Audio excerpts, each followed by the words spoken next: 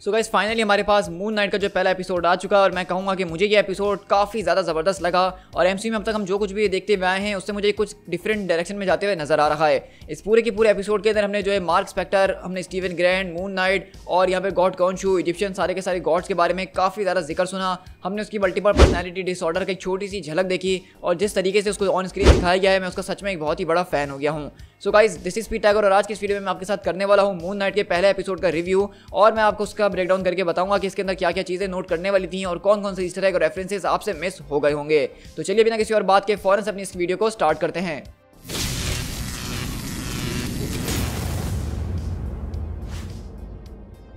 तो सबसे पहले अगर मैं पूरे के पूरे एपिसोड की शुरुआत करना चाहूँगा तो मैं ये इस तरह से करना चाहूँगा कि यहाँ पे जो है हमारा सारा का सारा फोकस जो था वो स्टीवन ग्रैंड की पर्सनैलिटी के ऊपर था। अब मैं आपको बताता चलूँ कि जिन लोगों ने कॉमिक्स को नहीं पढ़ा हुआ, नहीं जानते मून नाइट के बारे में, मून नाइट एक ऐसा सुपर हीरो है या फिर आप एंटी हीरो कह सकते हैं जिसको एक मल्टीपल पर्सनैलिटी डिसऑर्डर है। अब ये क्या होता है, आसान लफ्जों में कि एक इंसान के अंदर अलग अलग पर्सनैलिटीज़ का होना और जब एक पर्सनैलिटी उसकी दूसरी के ऊपर हावी होती है तो वो ये नहीं याद रख पाता कि जब वो दूसरी पर्सनैलिटी उसके ऊपर हावी हुई थी तो उसने क्या क्या काम किए थे या क्या कांड किए थे, जो स्टीवन ग्रैंड के केस में हमें नजर भी आ रहे हैं। क्योंकि हमने देखा कि स्टीवन ग्रैंड म्यूजियम में काम करने वाला एक नॉर्मल सा ब्रिटिश आदमी हमें नजर आ रहा है, लेकिन जब वो रात को सोता है और जब सुबह उठता है तो उसको ऐसा महसूस होता है कि वो जो है सोया नहीं था बल्कि पूरी रात वो कुछ ना कुछ कर रहा था। वो 10,000 स्टेप्स जो वो रात भर में चल चुका है और उसको पता नहीं चल रहा कि वो उसने क्या किया ऐसा। तो इसलिए वो अपने आप को जो है जंजीरों से बांध के रखता है, दरवाजों को लॉक करके रखता है ताकि वो इस कमरे से बाहर ना निकल सके। लेकिन उसके बावजूद भी वो इस तरह की सिचुएशन में फंस जाता है जो एक्सप्लेन नहीं कर पा रहा है अपने आप को। स्टीवन ग्रैंड के साथ हमने यहाँ पे आर्थर हैरो के कैरेक्टर को देखा जिसको यहाँ पे ईथन हॉक प्ले कर रहे हैं और वो यहाँ पे और वो हमने देखा कि किस तरीके से यहाँ पे एक तरह के साधु बाबा टाइप के बने हुए हैं जिनको बहुत ज्यादा लोग मानते हैं, एक तरह के कल्ट को फॉलो कर रहे हैं और जो कुछ भी वो करते हैं वो कुछ बहुत ही ज्यादा सस्पिशियस नजर आ रहा है। लेकिन मैं आपको बताता चलूं कि यहाँ पे जो वो कर रहे हैं वो दरअसल कुछ और नहीं बल्कि जिस तरह से मून नाइट गॉड कॉन्शू का अवतार है इसी तरह वो गॉडेस एमेथ के यहाँ पे अवतार बने हुए हैं। अब एमेड और दूसरे इजिप्शियन गॉड्स के बारे में आपको थोड़ा सा एक्सप्लेन कर देता हूं कि जिस तरह से हमने मार्वल सिनेमैटिक यूनिवर्स और मार्वल कॉमिक्स के अंदर देखा है कि यहाँ पे हमारे पास एसगार्डियंस होते हैं जिनको नॉर्स गॉड्स भी कहा जाता है, यानी कि ओडिन, थॉर, ये सारे के सारे गॉड्स। और इसी तरह यहाँ पे जो मार्वल कॉमिक्स और हमारी अपनी रियलिटी के अंदर भी इजिप्शियन गॉड्स भी पाए जाते हैं जिन्होंने ये पिरामिड्स को बनाया था, जो कि पुराने वक्तों में इजिप्ट के लोग उनको पूजा करते थे। तो वो सारे के सारे जो गॉड्स थे इजिप्ट के वो किसी ना किसी जानवर के ऊपर बेस्ड करते थे। जिस तरह से कॉन्शू को आपने देखा होगा इस पूरे के पूरे एपिसोड, जो स्टीवन ग्रैंड को बार बार जो है रोकने की कोशिश करता है, उससे बात करने की कोशिश करता है तो एक कौवे की तरह नजर आता है। इसी तरह यहाँ पे जो गॉडेस एमिड है वो एक तरह के 3 जानवरों को मिला के बनी थी और उसमें से इसकी शक्ल जो थी वो क्रोकोडाइल की थी, उसका धड़ जो था वो शेर का था और उसकी जो बैक साइड थी वो हिप्पोपोटामस की थी। और उसके पीछे की लॉजिक ये थी कि ये तीनों के तीनों वो एनिमल्स हैं जो कि अर्थ के ऊपर सबसे ज्यादा इंसानों को जान से मारते हैं। तो यानी कि ये बात हमें बताती है कि गॉडेस एमिड जो थी, जिसको बहुत ज्यादा लोग गॉडेस भी नहीं बल्कि एक डीमनेस कहते हैं क्योंकि इसके काम इतने ज्यादा खतरनाक किस्म के थे। ये किसी भी इंसान को या किसी भी एंटिटी तक को जो है अपनी पावर्स की मदद से जज कर सकती थी और उसका काम ये था कि ये किसी इंसान के पास्ट, प्रेजेंट और फ्यूचर के जो भी वो गुनाह कर चुका है, जो वो गुनाह कर रहा है या जो गुनाह करने वाला है फ्यूचर के अंदर, उन सबको जो है जज करके उसको सजा सुनाती थी। या तो वो बचता था या तो वो मरता था, और अगर वो मरता था तो वो एक बहुत ही बुरी मौत मरता था जहाँ पे उसका सोल हमेशा के लिए एक रेस्टलेस फॉर्म में चले जाता था, जहाँ पे वो ना ही मर पाता था और ना ही जिंदा रह पाता था। और इस तरह से हमने पूरे के पूरे एपिसोड के अंदर आर्थर हैरो के मुंह से ये सुना है कि किस तरीके से वो अपनी गॉडेस को छुड़वाने की कोशिश कर रहा है क्योंकि उसके साथ ही जो गॉड्स यानी कि दूसरे इजिप्शियन गॉड्स उन्होंने उसको कैद करके रखा हुआ है और आर्थर हैरो का कैरेक्टर यहाँ पे उनको छुड़वाने की सारी चीजें कर रहा है क्योंकि वो उनका अवतार है। और उसी तरह हमने देखा कि यहाँ पे स्टीवन ग्रैंड का कैरेक्टर अचानक एक यूरोपियन गांव के अंदर आ जाता है जिसके हाथ में एक इजिप्शियन आर्टिफैक्ट मौजूद होता है जो कि आर्थर हैरो को जिसकी जरूरत होती है। अब आर्थर हैरो को उसकी जरूरत क्यों है, हम ये समझ सकते हैं कि उसको अपनी गॉडेस को छुड़वाने के लिए इस आर्टिफैक्ट की जरूरत होगी ही।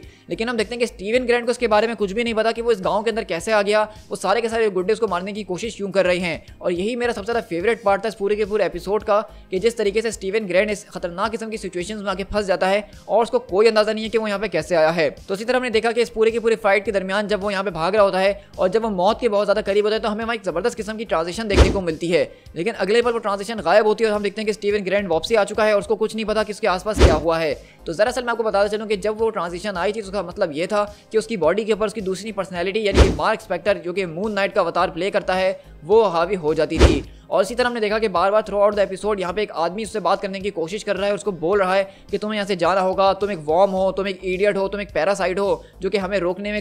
रोकने की कोशिश कर रहा है। तो दरअसल स्टीवन ग्रैंड जो है इस बॉडी के ऊपर इस वक्त हावी हुआ है और मार्क स्पेक्टर इससे दूर हुआ है और कॉन्शू नहीं चाहता कि स्टीवन ग्रैंड के पास ये बॉडी रहे क्योंकि वो जो अवतार जिसने उसको बनाया अपना वो मार्क स्पेक्टर है, ना कि स्टीवन ग्रैंड, क्योंकि उसके पास कोई पावर्स मौजूद नहीं है। अब यहाँ पे मून नाइट का ओरिजिन क्या है, मार्क स्पेक्टर कौन था, हमने जैसा कि सुना ही है इस पूरे के पूरे एपिसोड के अंदर कि वो एक तरह का मर्सनरी है, जो कि भाड़ा के टट्टू था और कॉन्ट्रैक्ट्स वगैरह लेके लोगों का काम तमाम करने का काम किया करता था। तो इसका जो ओरिजिन है इसके ऊपर मैं ज़्यादा नहीं जाऊँगा, क्योंकि आई एम श्योर कि सेकंड एपिसोड के अंदर हमें सुनाया जाएगा, तो हम उसको तब डिटेल में डिस्कस कर ही लेंगे। तो इस पूरे के पूरे एपिसोड की जो हाईलाइट थी हमारी ये था कि स्टीवन ग्रैंट कौन है, हीरो कौन है, ये सारे के सारे इजिप्शियन गॉड्स कौन है, इसके कॉन्सेप्ट को यहाँ पे बेस किया गया है। लेकिन इसी तरह अगर हम यहाँ पे रेफरेंसेस और ईस्टर एग्स की बात करें तो हम देखते हैं कि जब स्टीवन ग्रैंट को यहाँ पे वो फोन मिलता है जिसके अंदर यहाँ पे लाइला की मिस कॉल्स आई हुई होती है, तो वहाँ पे एक नाम हमें नजर आता है जो कि डुकैम का होता है। और डुकैम का दरअसल पूरा नाम जो है वो जीन पॉल डुकैम है, जो कि कॉमिक्स में मार्क स्पेक्टर का पायलट होता है, जो कि इसको यहाँ से वहाँ ट्रांसपोर्ट प्रोवाइड करता है। तो आगे के एपिसोड के अंदर हम जब मार्क स्पेक्टर का ओरिजिन देखें तो हम इस कैरेक्टर से भी मिल सकते हैं।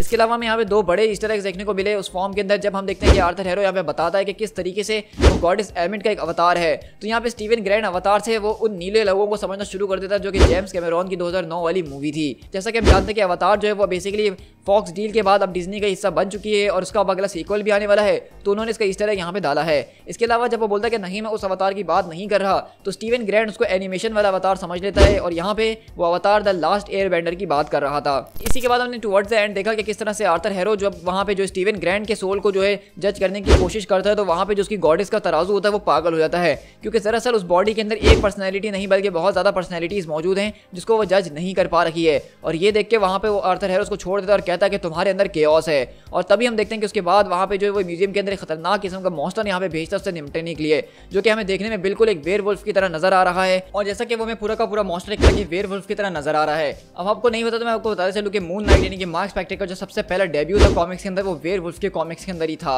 लेकिन ये हम बाद में जाके देखेंगे कि वो वेयरवुल्फ है या फिर एमिट का बनाया हुआ कोई छोटा सा मॉन्स्टर था या कौन था। तो इसी तरह हमने देखा कि सीन के अंदर जब वो यहाँ पे फंस चुका होता है तो मार्क स्पेक्टर पहली बार स्टीवन ग्रैंट से बात करता है और कहता है कि तुम्हें मुझे अपने ऊपर हावी होने देगा वरना हम दोनों मारे जाएंगे। तो यहाँ पे जिस तरीके से वो मिरर्स का इस्तेमाल करके आपस में बात कर रहे हैं मुझे काफी ज्यादा जबरदस्त लगा, क्योंकि अगर आप सुपर नेचुरल चीजों के अंदर थोड़ा बहुत भी विश्वास करते हैं या थोड़ा बहुत भी आप कहीं सुना है या मूवीज देखी हैं तो आपने ये जाना होगा कि मिरर्स को जो है बताया जाता है कि इन दूसरी किस्म की बींग्स का एक गेट वे होता है हमारी दुनिया में आने जाने का। और हमने अक्सर देखा है कि मूवीज के अंदर दिखाया जाता है कि कोई आदमी अगर पोजेस्ड है तो शीशे में खड़े होकर आपस में अपने आप से बात कर रहा होता है, तो दरअसल वो अपने आप से नहीं बल्कि वो अपनी दूसरी सेल्फ से बात कर रहा होता है। तो यही चीज हमने देखी कि किस तरीके से स्टीवन ग्रैंट अपनी दूसरी सेल्फ यानी कि मार्क स्पेक्टर से बात कर रहा है शीशे के जरिए। और हम देखते हैं कि जब वो यहाँ पे अलाउ करता है उसको अपनी बॉडी के ऊपर हावी होने के लिए, तो अगले ही पल वहाँ पे हम देखते हैं कि मार्क स्पेक्टर फौरन से जो है मून नाइट के अंदर ट्रांसफॉर्म होता है जबरदस्त तरीके से। और उसके बाद हमारा सीन शिफ्ट होता है अपने वेयरवुल्फ के ऊपर जिसकी जबरदस्त तरह से धुलाई हो रही है। ये पूरा का पूरा वही सीन है जो कि हमने ट्रेलर के अंदर देखा था, और अफसोस के साथ कि यहाँ पे ठीक उसी तरीके से एपिसोड का एंड किया गया जिस तरीके से वो ट्रेलर किया गया था मून नाइट के शॉट के साथ। तो मैं तो इस पूरे की पूरी चीज़ को देख के काफ़ी ज़्यादा एक्साइटेड हो गया हूँ। अब आगे चल के मैं देख रहा हूँ कि किस तरीके से हमारा अगला एपिसोड क्या वो दोबारा से स्टीवन ग्रैंट के साथ ही शुरू किया जाएगा या फिर मार्क स्पेक्टर इस बॉडी के ऊपर मुकम्मल तौर पे हावी हो चुका है और अब मार्क स्पेक्टर ही शो को आगे से लीड करेगा। तो ये चीज़ देखना काफ़ी ज़्यादा इंटरेस्टिंग होगी कि अभी हमने सिर्फ इसकी दो ही पर्सनैलिटीज़ को देखी हैं, अभी इसकी दो पर्सनैलिटीज़ और आना बाकी हैं जो कि हम शायद अगले एपिसोड में देख ही पाएंगे। इसके अलावा यहाँ पे जो पूरा का पूरा इजिप्शियन गॉड्स का फंडा दिया गया है कि वो कौन है, वो किस तरीके से अलग अलग एनिमल्स को बिलोंग करते हैं, उनके अपने अलग अलग मकसद हैं, तो ये चीज़ मुझे काफ़ी ज़्यादा कूल लग रही है क्योंकि अब सिर्फ एसगार्डियन गॉड्स एमसीयू का हिस्सा नहीं होंगे बल्कि इजिप्शियन गॉड्स भी होंगे। और ऐसा सुनने में आ रहा है कि ये पूरी की पूरी सीरीज जो है वो थॉर लव एंड थंडर से भी जाके लिंक करेगी जहाँ पे अलग अलग पैंथियंस को एक साथ कनेक्ट किया जाने वाला है। So guys with that being said मैं अपनी इस पूरी की पूरी वीडियो को यहीं पे आज एंड करता हूँ। तो आप लोग मुझे बताइएगा कि आपको ये एपिसोड कैसा लगा है, और ये मेरा एक छोटा सा रिव्यू था। और अगर आपने इस वीडियो के जरिए कुछ नया जाना है तो मुझे कमेंट करके जरूर बताइएगा और साथ साथ अपना रिव्यू भी दीजिएगा कि आपको ये पहला एपिसोड कैसा लगा। अभी इसका पहला एपिसोड था तो हम इस पूरी की पूरी सीरीज को ज़्यादा कोई जज नहीं कर सकते हैं, हम ये नहीं डिसाइड कर सकते हैं कि ये किस डायरेक्शन में जाएगी, लेकिन अभी के लिए जितना भी दिखाया गया है वो मुझे काफ़ी मज़ेदार लगा। तो अगर आप लोग इसी तरह हर वीक जो है मून नाइट का रिव्यू और ब्रेकडाउन मेरा देखना चाहते हैं चैनल के ऊपर तो चैनल को सब्सक्राइब जरूर कीजिएगा। और इस तरह का ऑसम कंटेंट मैं अपने चैनल के ऊपर शेयर करता रहता हूँ जहाँ पे हम दूसरी सीरीज मूवीज और थ्योरीज के ऊपर बात तो करते रहते हैं। इसी के अलावा अगर आपको कॉमिक्स में इंटरेस्ट है तो मैं अपने दूसरे चैनल स्पीड टाइगर को जो आपको रिकमेंड करना चाहूंगा, जिसके ऊपर मैं सिर्फ कॉमिक्स को शेयर करता हूँ वो भी डेली बेसिस के ऊपर। So guys this is Speed Tiger, मिलते हैं अपने किसी और वीडियो के साथ। Till then thank you so much.